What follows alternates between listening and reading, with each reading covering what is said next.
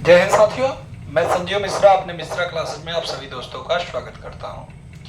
जैसा कि सब दिन की भांति आज मैं मैथ, सोशल साइंस या कंपटीशन से संबंधित कुछ बातों को नहीं करने वाला हूं। मैं बता दूं कि अपने विषय से थोड़ा अलग हटकर मैं कुछ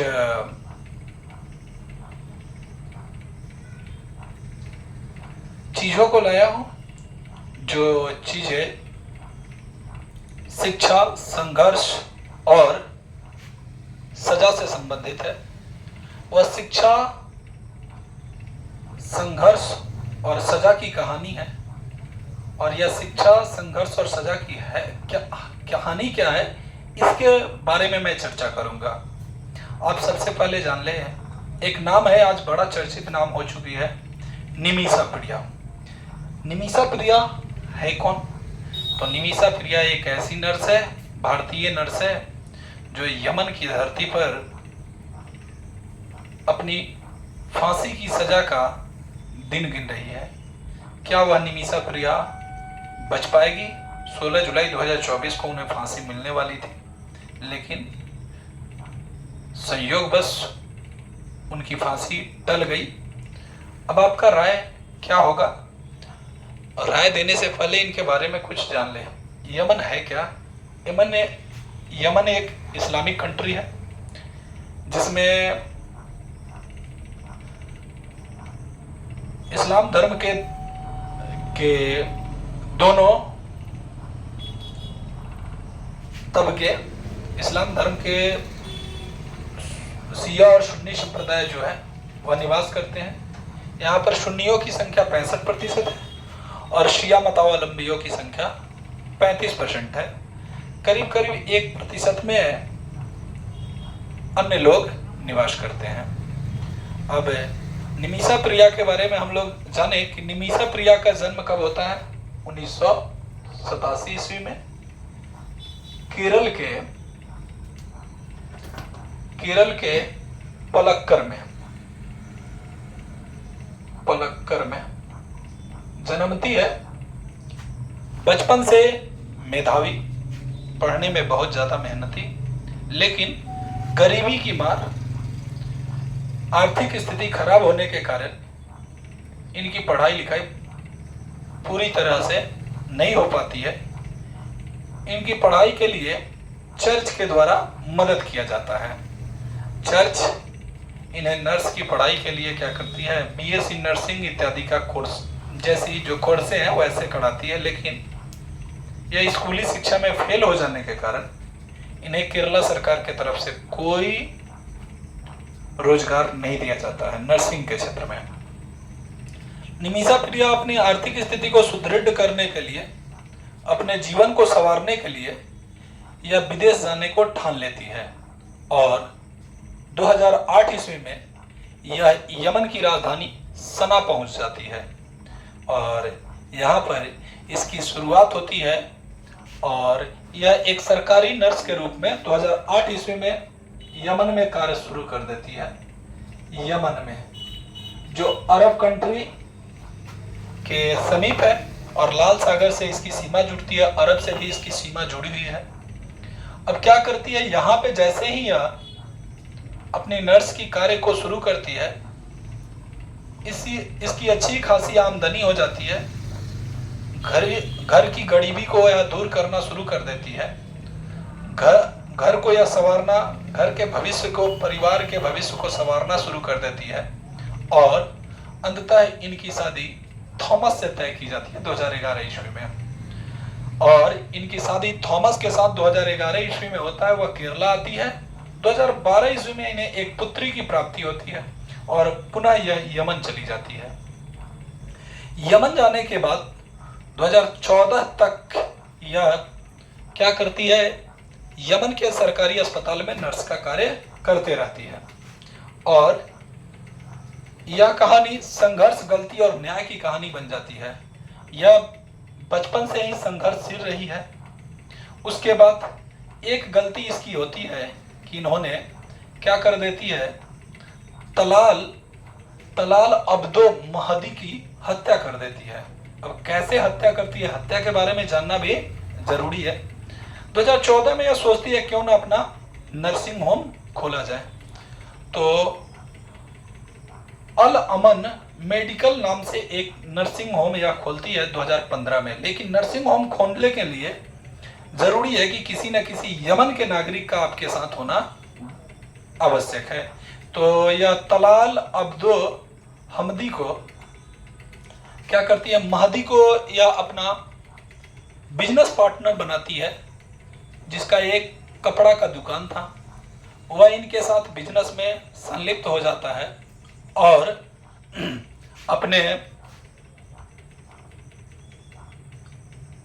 नियत के हिसाब से, अपने फायदा के हिसाब से वह क्या कर लेता है, इनके पासपोर्ट को चुरा लेता है, इनके पासपोर्ट का गमन करवा देता है और निमिषा प्रिया का आर्थिक, शारीरिक और मानसिक शोषण करना शुरू कर देता है। आर्थिक शोषण तक तो क्षम्य था, मानसिक शोषण भी क्षम्य था, लेकिन जब शारीरिक शोषण की बारी आती है तो निमिषा प्रिया इससे मुंह मोड़ लेती है और इसके प्रताड़ना का शिकार होने लगती है। इसके प्रताड़ना से दबे रहने के कारण अब यह निमिषा प्रिया को अपना पत्नी सा मानने लगता है। उसे केरला में माता पिता और अपने पति से भी बात करने नहीं देता है। तलाल अब्दो महदी 2015 में शुरुआत होती है यह सब, और 2017 आते निमिषा प्रिया को बड़ा खिन्न सा होने लगता है। 15 में वहां पे गृह युद्ध की, यमन में गृह युद्ध शुरू हो जाता है। किसी तरह अपने बिजनेस को यह बचाती है और 2017 आते आते क्या हो जाता है कि तलाल अब्दो महदी को यह केटामाइन की एक सुई लगा देती है, इंजेक्शन लगा देती है, जो यह बेहोशी का एक सुई है केटामाइन, जो किसी को भी दे दिया जाए मात्रा से थोड़ा अधिक तो उसका हार्ट चॉक हो सकता है, उसका ब्रेन हैमरेज हो सकता है, वह व्यक्ति मर सकता है।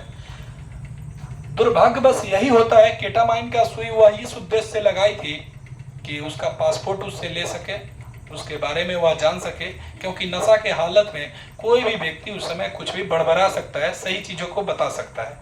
लेकिन केटामाइन का डोज थोड़ा बदल गया, चाहे जो भी हुआ हो, और तलाल अब्दो महदी का मृत्यु हो जाता है। अब तलाल अब्दो महदी की मृत्यु के बाद इसकी मृत्यु का जो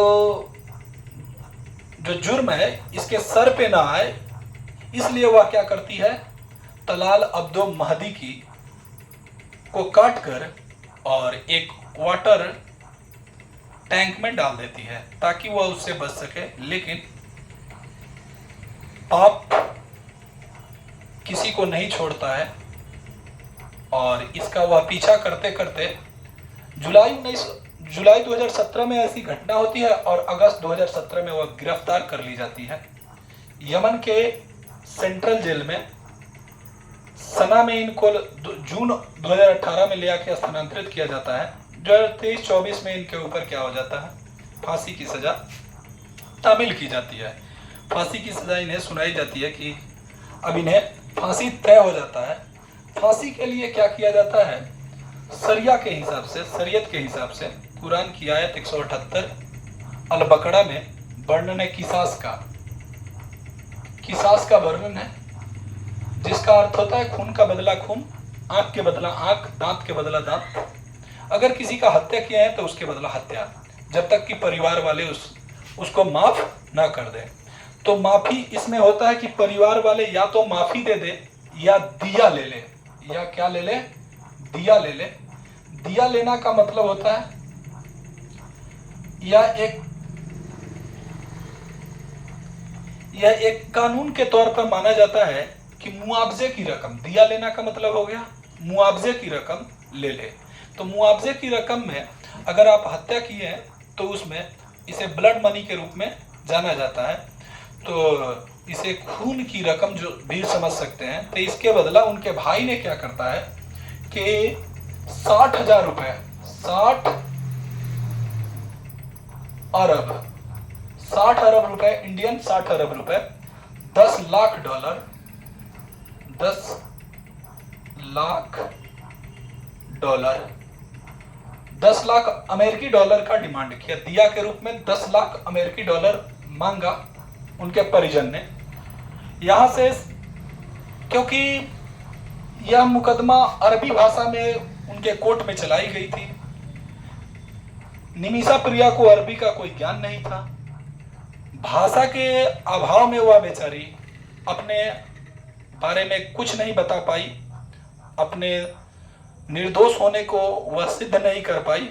और होता भी यही है। सुभाष चंद्रन एक भारतीय न्यायाधीश है, उन्होंने कहा कि भाषा के अभाव में निमिषा प्रिया यहाँ पे क्या हो गई।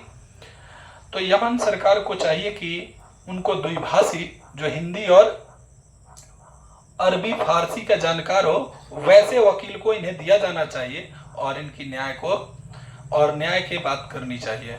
लेकिन निमिषा प्रिया के लिए 58,000 डॉलर का प्रबंधन कर लिया गया है इनके माता और इनके हस्बैंड के द्वारा, इनके पति के द्वारा। इनके पति, इनके माँ और इनकी बेटी यमन की सरकार से गुहार लगा रही है कि किसी तरह दिया की रकम को ले लिया जाए, कम किया जाए, करीब 2 करोड़ तक किया जाए, ताकि उसे दे देना आसान हो जाए। और निमिषा प्रिया के माँ के लिए 60 करोड़ रुपए की रकम लौटाना बड़ा मुश्किल है। अगर भारत सरकार चाहती तो इसे लौटा सकता है, लेकिन ऐसा करेगा भी नहीं।